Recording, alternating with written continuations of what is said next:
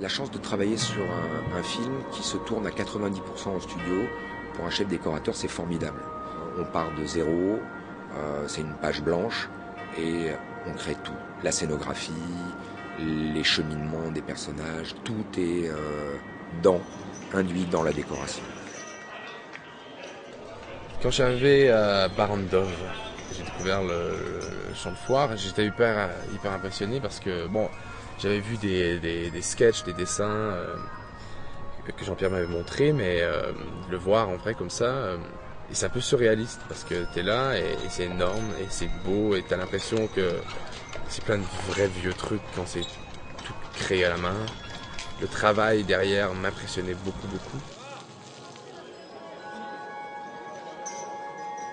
Les costumes et les décors ont vraiment donné une âme à cette histoire et nous a inspiré beaucoup en tant qu'acteurs.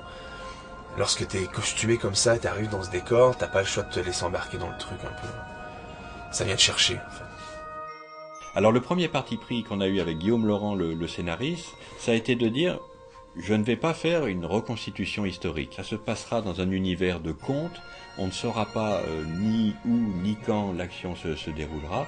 On sera plutôt, oui, du côté du « il était une fois dans une contrée lointaine, il y a très longtemps ».